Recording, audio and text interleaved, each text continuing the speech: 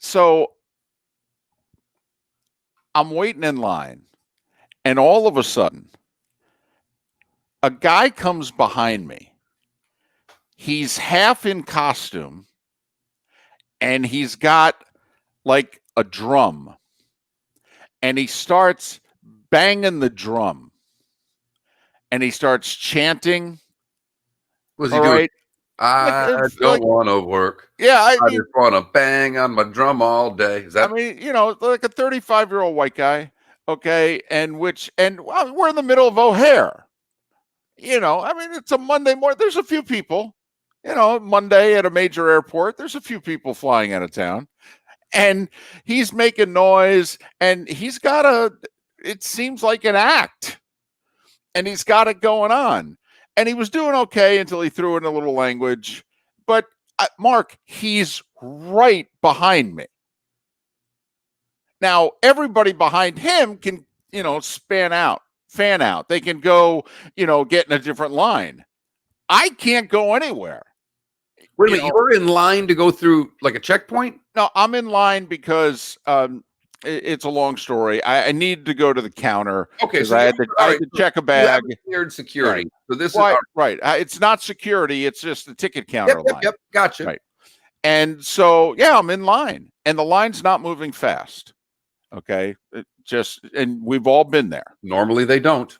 Right. And so he comes right behind me, and complete with his own orchestra, basically.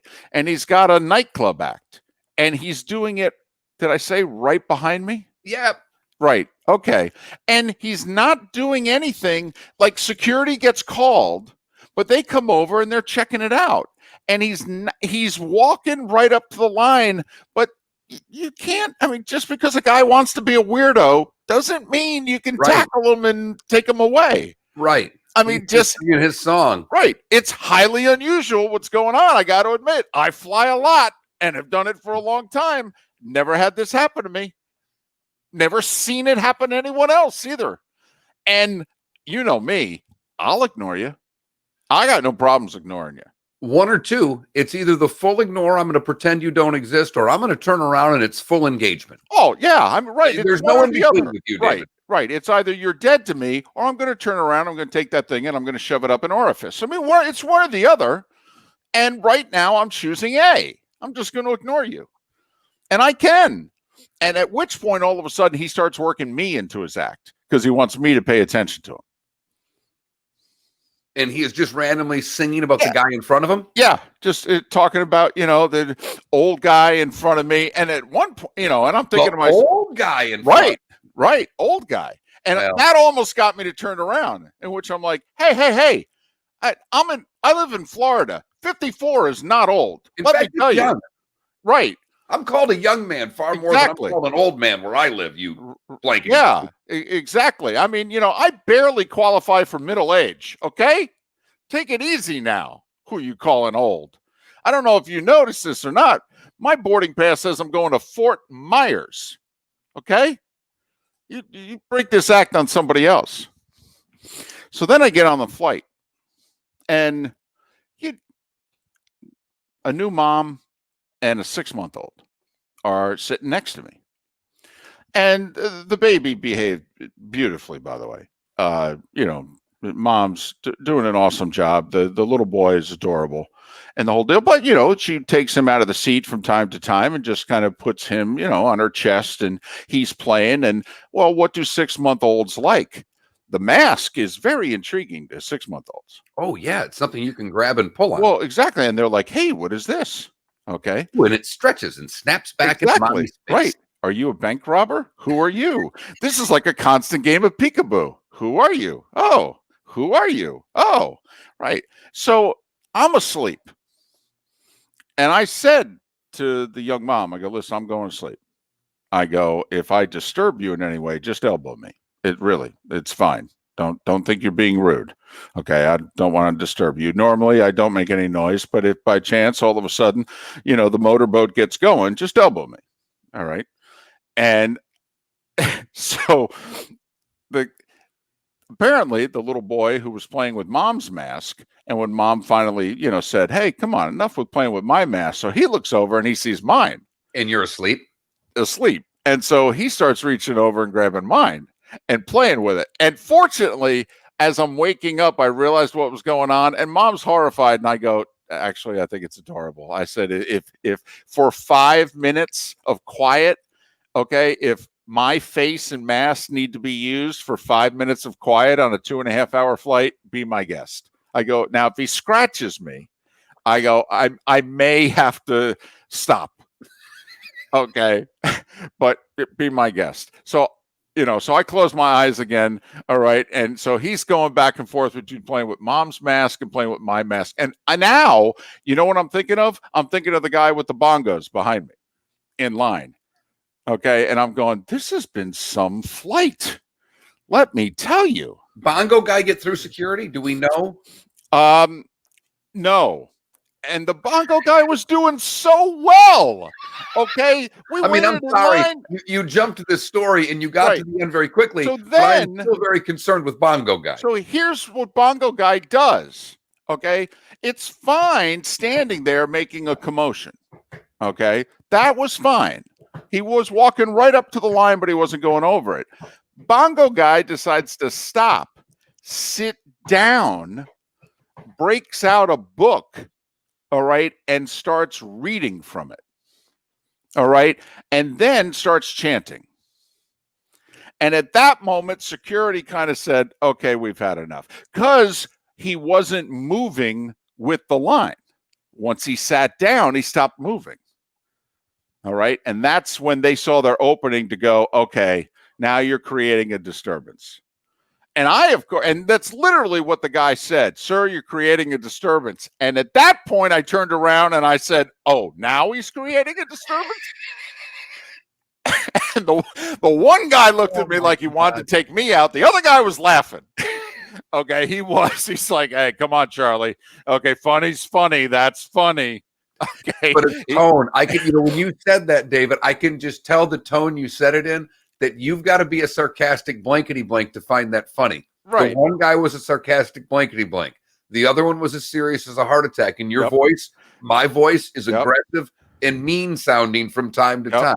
By time to time, I mean most of the time. Sir, and when you turn around and say, "Disturbing now," I see how that would get you in trouble. You're creating a disturbance. And you know me, Mark, no hesitation, turn right around and go, "Oh, now he's creating a disturbance?" Right. Guy's been chanting for 20 minutes. Now he's creating a disturbance? I mean, at this point, I want to see what flight he's getting on and what row he's in, for goodness sakes. Not only that, he's got a thing on his head, which looks like the World Cup trophy, by the way. It was the strangest thing.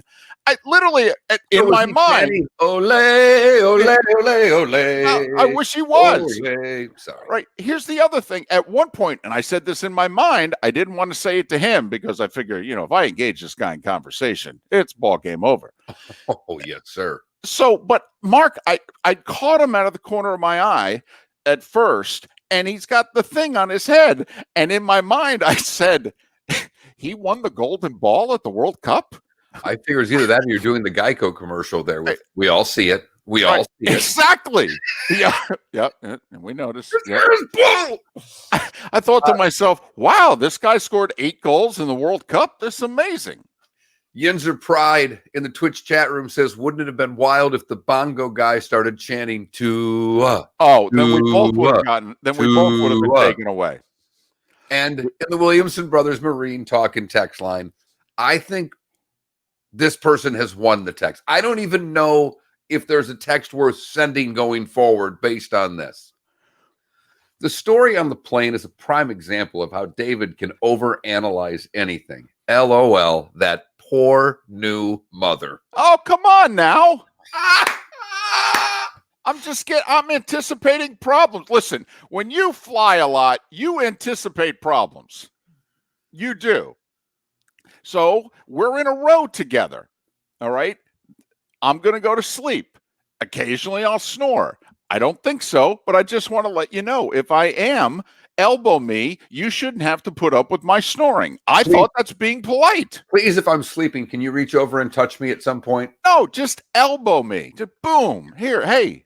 And I joked. I said, "You're married, you know. Okay, you can elbow me the way you elbow him. It's fine. I'm good with it."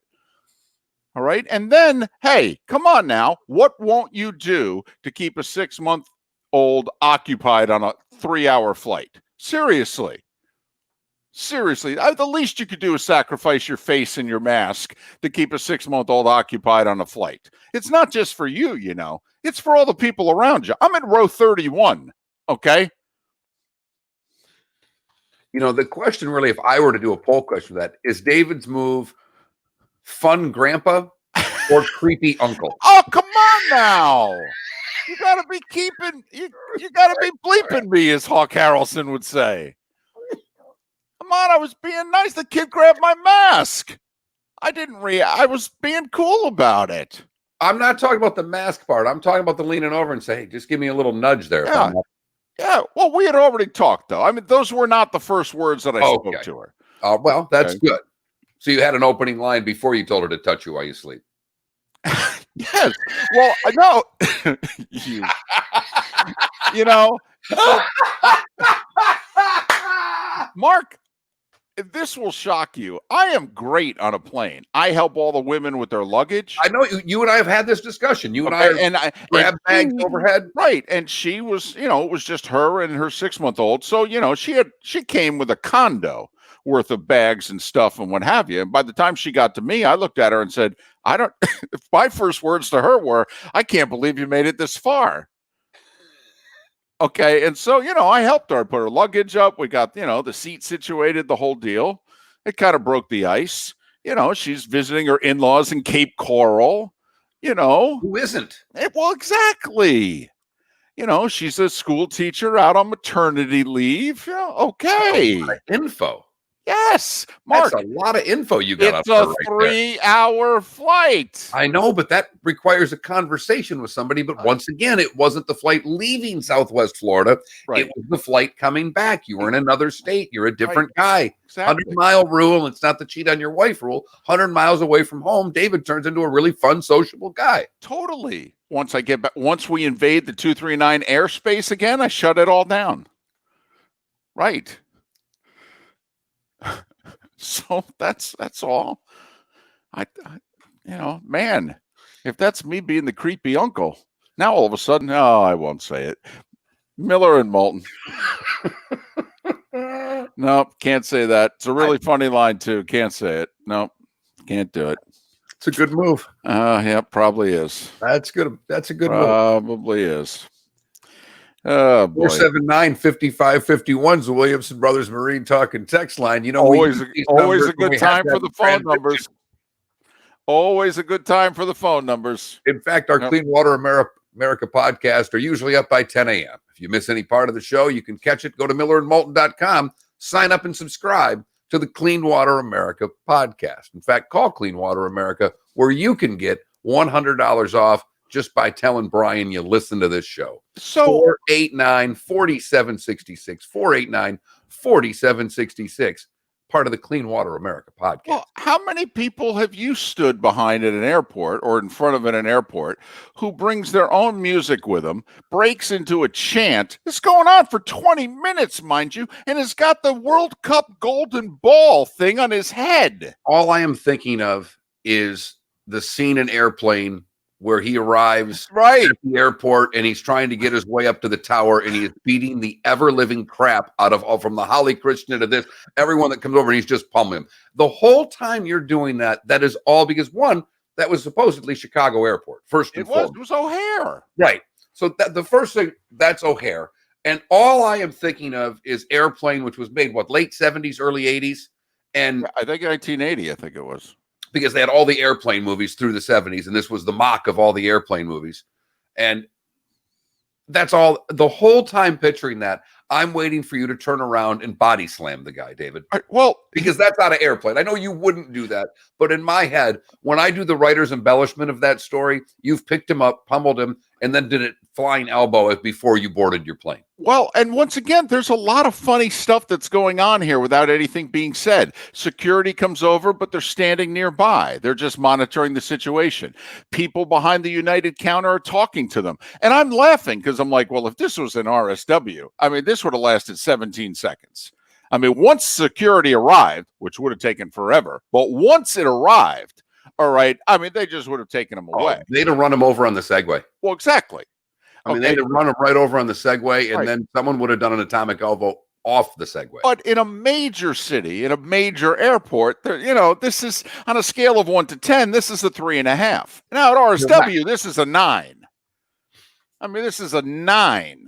Well, I mean, come on. How many good, bad, and ugly stories have we had for people going after the airport personnel? So, and they're all in big airports. So you're right. At best, this is a 3.5. Right. And so right now, this is just morning entertainment. In between cups of coffee, we got this guy. I mean, that's all this is for security.